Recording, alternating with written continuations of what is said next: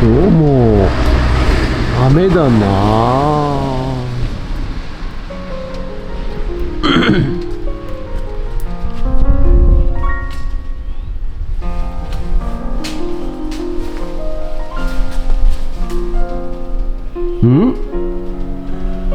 ぬかかこれ。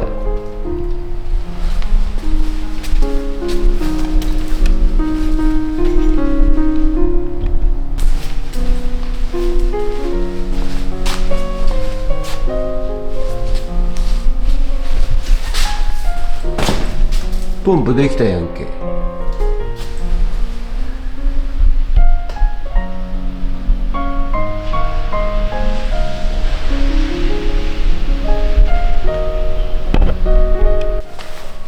はい、おはようございます。本日は水曜日、3月5日ですかね。はい、ということで、前回こちらじゃんじゃじゃん、井戸ポンプができましたけれども、今日もあいにくの雨でございます。外は、はい、寒い雨でございます。はい、ということで、ポンプの実地テストは、まだできませんので、今日はですね、はい、米ぬかが手に入りましたんでね、はい、畑にまく予定なんですが、その前にちょっともったいないので、米ぬかっていうのをちょっと作ってみたいなと思います。はい、それとつぼ焼きリベンジ、ちょっともう一回、修復しましたんで、もう一回火に当てて、やってみたいと思います。はい、それとこちらの絵の中に花ちゃんがいます。さあどこでしょうか。ということで本日もどうぞよろしくお願いいたします。人月。はい、ということでね、つぼ焼きリベンジ頑張っていきたいと思います。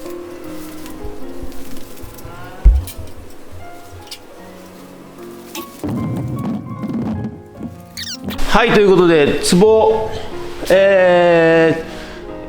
をちょっと修復しました。でちょっと前回レベルがちょっとこう下がってたんで、水平にして、はい、で今芋の、置けるカゴをセットいたしました。はい、で前回ねこちらを蓋をしてで火をつけたらバチンバチンと音がしたんですけど、でどうやらやっぱりここの隙間からその空気が、熱せられて、そして圧力がかかるとこう吹き出るという形で、音が鳴ってましたんで、ちょっと今回はここ隙間をちょっとね開けて、そして、実際芋を焼いていこうかなと思います。ということで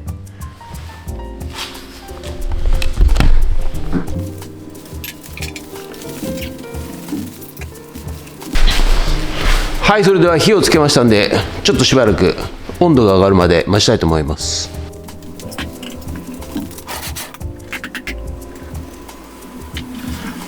はい、ということでね、今回も割れんじゃないかとビビリビビリしながらですね、火をつけました。その様子をね、花ちゃんがですね、はい、このフィックス窓をサッシところからね、見ております。何やってんのってね。そしてね、ここねもうバックして下がるしかないんですよ。振り返られないらしくて可愛いでしょこれ。戻るにはバックするしかないということでバックをされております。はい、やっと折り返し地点まで来ましたね。可愛いですね。そしていよいよ芋でセットしまして、はい、そして、ちょっとしばらく置いといてね、割れる気配がなかったんで、今回は芋を入れてみました。さあ果たしてうまくいくのでしょうか。定点カメラでご覧くださいませ。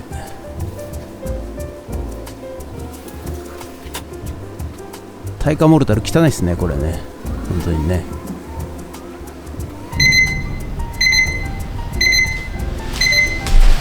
はい、では1時間経ちましたんで、ちょっと様子を見たいと思います。さあどうなってるでしょうかね。1時間60分なので、通常よりはちょっと短いんですけど、焦げてないかとかね、焼きすぎてんじゃないかと心配だったもんですから、一回ちょっと開けて確認してみますが、いい具合にね、焦げもせず、焼けてますので、ちょっとでも足りないようですので、もう一回って感じですかね。もうちょっとって感じですね。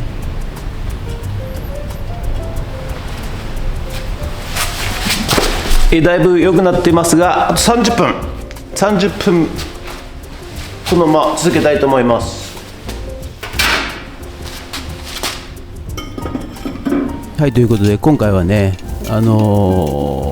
パチンパチンも音もしませんし、割れる気配もなさそうだったので、ちょっと弱火にしてですね、このまま放置していこうかなということで、やってます。そしてこちら水耕栽培の方ですね。真ん中の徒長しちゃって伸びちゃってるやつが、サニーレタスですね。で、あと上と下がトマト、そしてこれが、さつまいもですね。 13.1 度、ちょっとあったかくしてます。そして下がですね、桃太郎トマトと、サニーレタスリベンジ、芽が出てきましたね。そしてこれがロメインレタスと、これがスナップエンドウですかね。スナップエンドウもなんか芽が出てきそうです。8.6 度土壌温度ね。こちらはブロッコリーとなります。はい、下がエンドウ豆、こちらはまだですね。はい、そして下段に行きまして、もやしとなっております。はい、もやしもだいぶ、殻がむけて芽が出てきておりますね。はい、やっぱ温度が足んないんでしょうね。はい、そしてつぼ焼き芋です。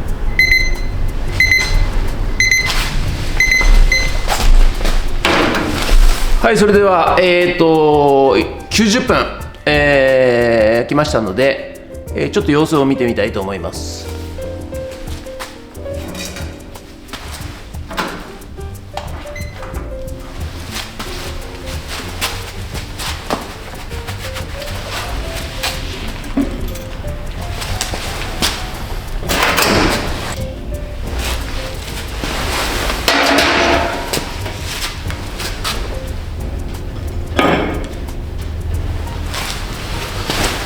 もうちょっとなので、あと10分ぐらい、やりたいと思います。ちょっとね、弱火にしたのがね、良くなかったのかもしれませんね。はい、ということで中火に戻しまして、あと10分様子を見たいと思います。かなり壺の内部はですね、蒸されて高温になっております。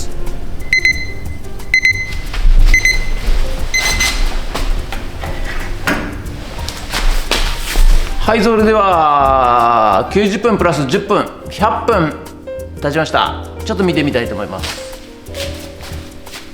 さあどうなんでしょうかね。はい、蓋を開けて芋を触ってみます。だいぶ柔らかくなってる。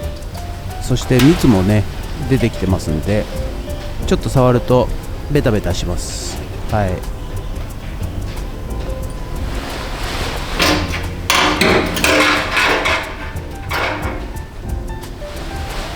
いい感じなのかなって感じで、はい、ボウルの方にね取り上げます。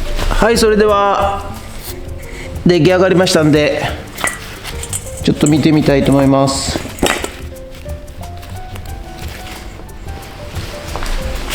さあ美味しいんでしょうか。ご覧ください。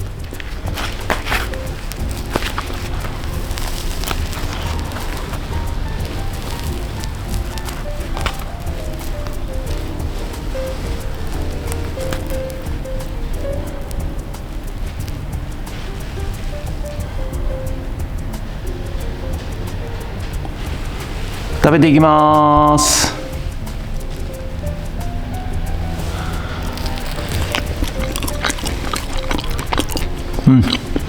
甘くなってる。甘くなって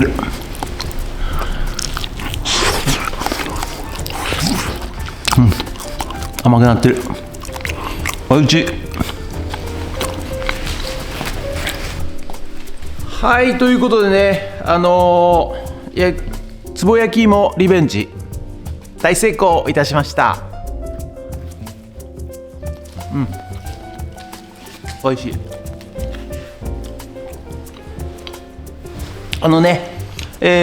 一応つぼ焼き芋をね、タイカモルタル、まず亀、漬物亀に対して、直接火を当てるのは、割れます。はい。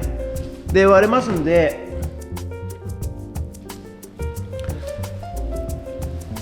直接火を当てないようにお願いいたします。はい。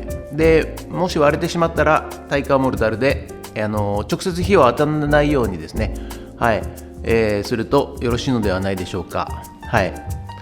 でいろいろちょっと、今回のね、石焼き芋で、やりましたけども、ポイントがありましてですね、別につぼ焼き芋をつぼでやんなくても、美味しく作れます。はい。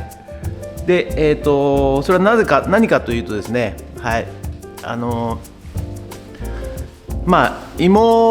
つまいものですね、内部にあるベータアミラーゼという酵素が、ありまして、その酵素が働くとですね、でんぷんがですね麦芽糖に変わるということで、その麦芽糖に変わる、ベータアミラーゼの酵素が働く温度が、芋の内部の温度が70度前後で、その麦芽糖に変わって甘みを出すということらしいんですよ。はい。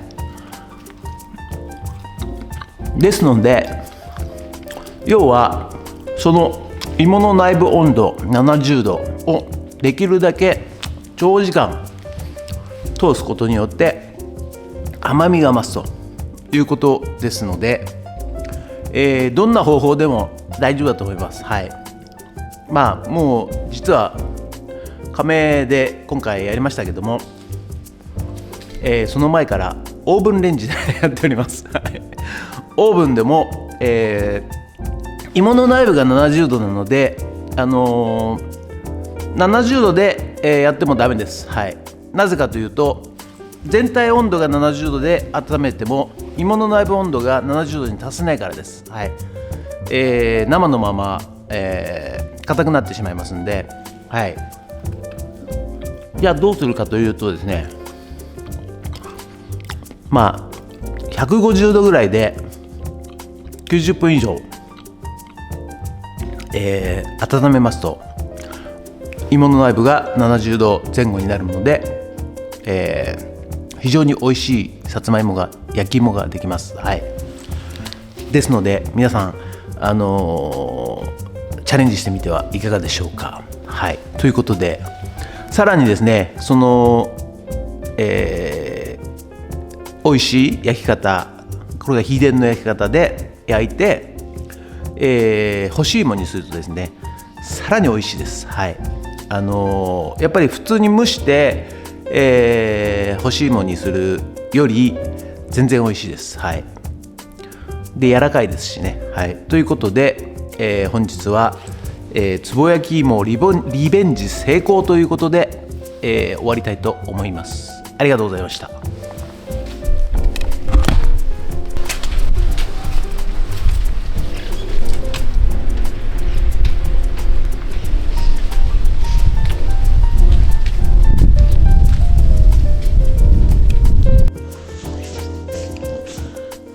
はい、それではね、これせっかくいただいた米ぬか、これ畑にまくようにもらったんですけど、せっかくなのでぬか漬けを、ぬか床を作っていきたいと思います。少しだけいただきます。こちら農家さんからもらった米ぬかだそうですので、生の米ぬかだそうでございます。なんかお店で売っているぬかは生ではないらしいですね。はい。で、生だと、ぬか床には、あまり適してないんですかね。ちょっとよくわかりませんが、はい。ちょっといただきましてですね、ぬか床を作っていこうと思っております。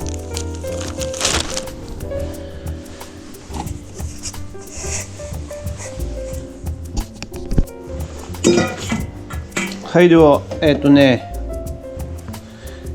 お水1リッター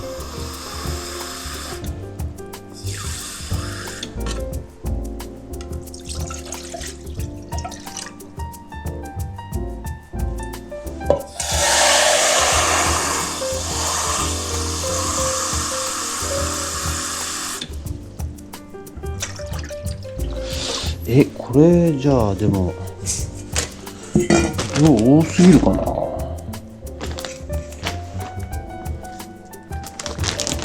1キロの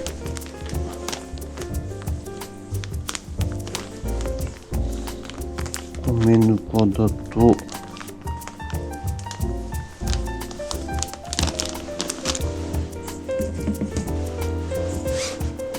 多分量が多すぎますよね。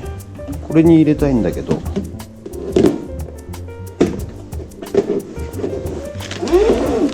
500ずつ半分作ろうかな。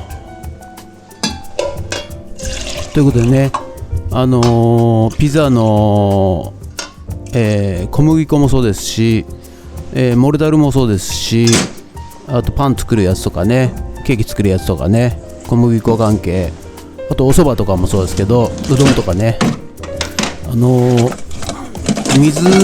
分はですね、季節によって変わると思います。多めに入れた方がいいとか、少なめに入れた方がいいとか、やっぱり季節によってね変わると思いますんで、いきなり水を全量入れるとですね、その季節によってべちょべちょになっちゃったり、全く足らなかったりということがありますので、水の量は少しずつ入れるというのがポイントとなりますね。そして1キロの米ぬかを半分ずつボウルに入れましてですね、そしてちょっとビビリ作っていこうかなと考えております。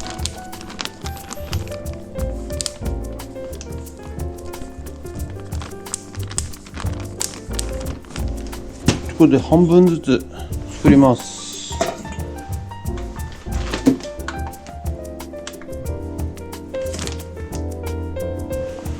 あるんだね。65塩65。塩がね1キロに対して130g かだったので、半分の65を測っておりますね。はい、ぴったりで、この買ったね、100均で買ったこのタッパーがですね、なんかよく見るぬか漬け入れみたいな感じだったんで、買ってみたんですが、ちょっと多いんじゃねえか、入りきらないんじゃねえかって今ちょっとビビって、思ってますね。はい、ですので、半分ずつ、作って入れてみてどんな感じか確認してからもう半分やろうかなと今考えてますね、多分ね。はい、そしてこの時点で塩を入れてよくかき混ぜます。はい、ここに水をちょっとずつ入れていきます。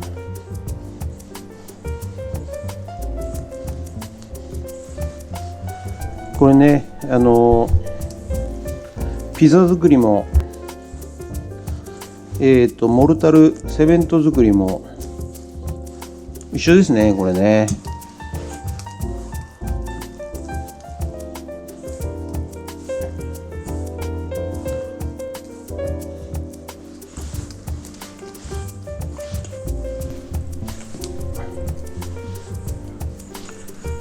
こねていきます。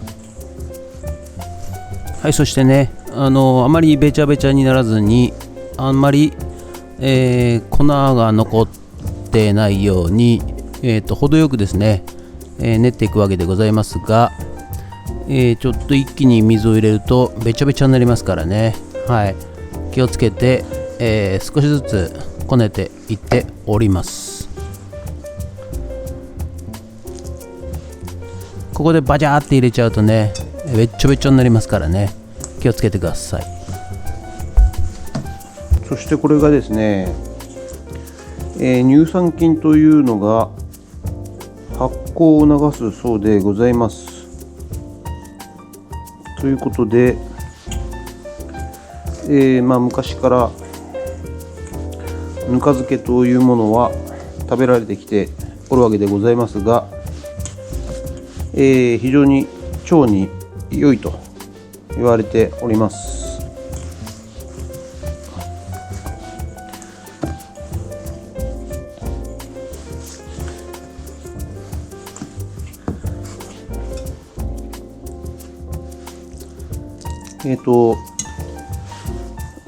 季節がね、今3月なんですけど、やっぱりぬか漬けの発酵する温度というのが、15度から25度と言われているそうでございましてですね、はい、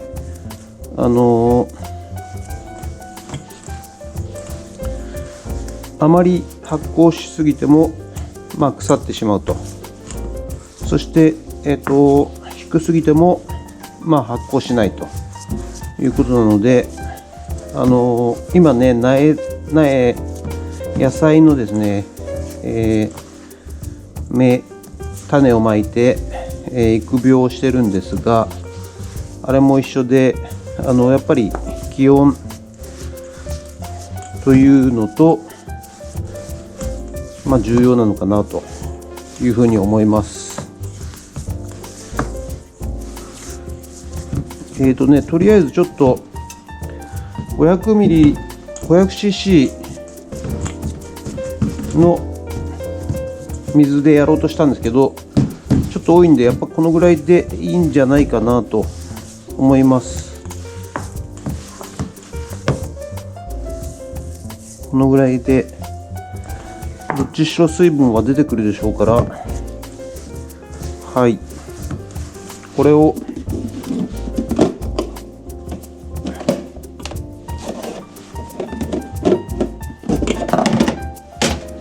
この容器の方に入れていきたいと思います。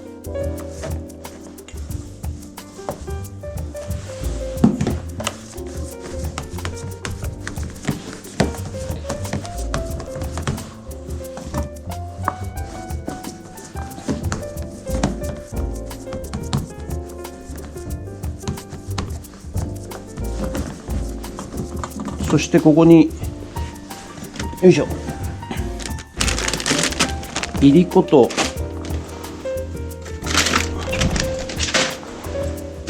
いしょ、どんこと、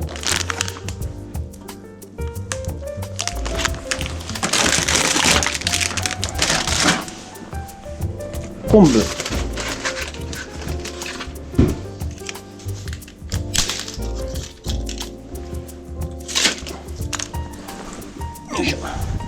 昆布と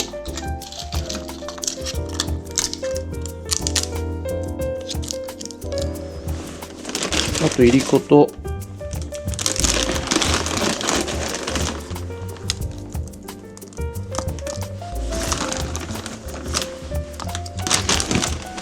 そして鰹節、これを入れたいと思います。あとね、昔は五寸釘なんていうのもね、入れてましたよね。私のおばあちゃんがねのぬか漬け、ぬか床を見させてもらって、なんで五寸釘入ってんだろうなっていつも不思議に思ってました。で聞いたらね、やっぱナスとかが色がですねすごく綺麗に仕上がって、テッカテカピッカピカになるんですよね。ということでね、鉄分が多いとテカテカになるということで、五寸釘を昔の人は入れてました。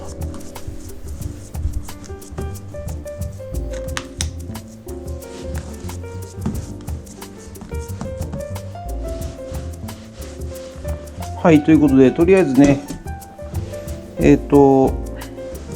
れで 500g だ、これ倍で 1kg で、これいっぱいっていうことなんでしょうね。どうしよう、やっちゃおうかな。や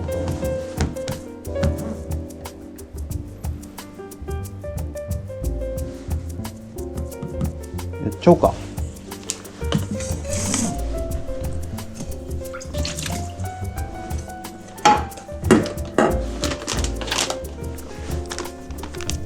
作ってね、容器に入りきらなかったら、困るなと思ってですね、ちょっとビビりながらやってます。でもやっぱりちょっと水を混ぜてねこねますと、体積が減りますんでね、タッパーの方にも入り込むんじゃないかなということで、はい、残りも作り始めました。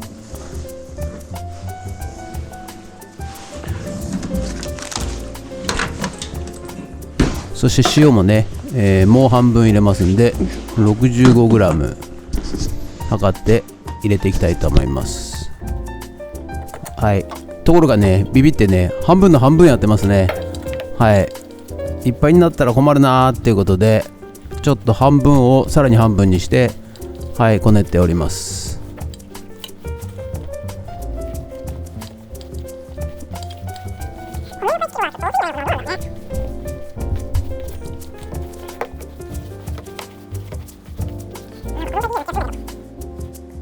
はい、そしてね、野菜を捨て野菜というのを入れるそうでございます。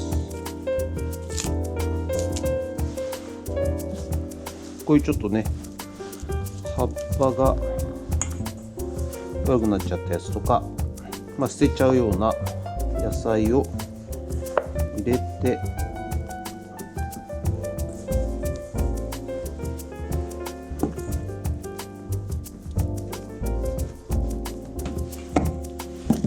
これ絶対多いよね。どうなんですかね。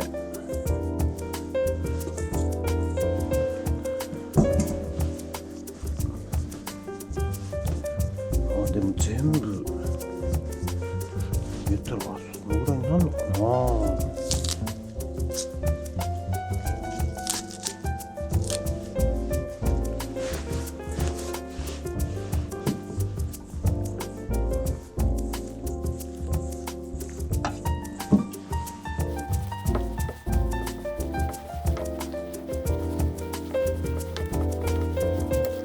はい、そして残りね、4分の1、はい、入りそうだなと、思いましたんでこねていっております。そして最後ね、捨て野菜の上に、乗っけて以上となりますが、さて入るんでしょうか。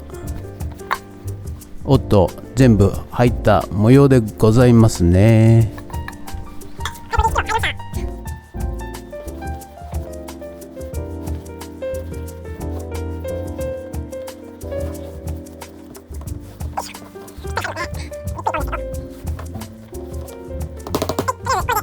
はい、それではね入りましたので、この縁のですね、部分をきれいに取っていきたいと思います。ここが一番かびるらしいので、ここは全部拭き取ってきれいにした方がいいらしいですね。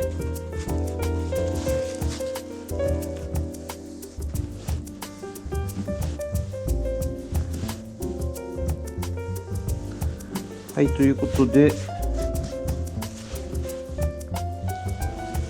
一旦これで、これじゃねえや。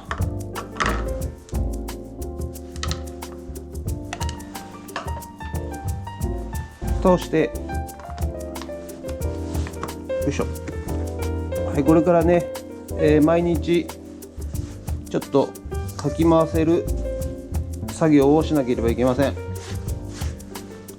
そうしないとね、空気が入らないということなので、はい、これで、今日はっていうか今は3月なんで、ちょっと常温に置いて毎日かき混ぜたいと思います。どうぞよろしくお願いします。はい、ということで本日は以上となります。ご視聴ありがとうございました。今日はですね、今日もあいにくの雨ということで、はい、寒い一日になっておりますけども、人間っていうのはね、やっぱり今日で最低気温こちらで 8度ぐらいですかね。はい、でですね、つい1ヶ月2ヶ月ぐらい前8度って言ったら暖かかったんですよ。はい、ですが、先週週末土日とかが、多分20度ぐらい上がって、もうこのまま春なんじゃないかなっていうぐらい暖かかったんで、今週 8. 何度で非常に寒く感じますね。はい、ということで、やっぱり前から言ってますけども、人間というのはね、相対値相対温度で、物事を考える人間だなと、生物だなと思います。だから絶対温度で考えたら、例えば20度、真夏の20度はかなり寒い涼しいですけど、真冬の20度はかなり暖かいです。はい、ということで、例えばちょっと寒くなると温かいものを食べたくなるとか、ちょっと暑くなるとアイスクリームを食いたくなるとか、そういう、心理が働くのかなと思います。はい、ということで、いよいよですね、つぼ焼き芋リベンジ成功いたしましたんで、ありがとうございます。結論から言うとね、はい、つぼじゃなくても美味しい焼き芋は焼けるということなんですが、皆さんもチャレンジしてみてください。コツがありますんでね。はい、ということで、本日は以上となります。ご視聴ありがとうございました。もしよろしかったらチャンネル登録と高評価ボタンをお願いいたします。ということで以上となります。ありがとうございました。人月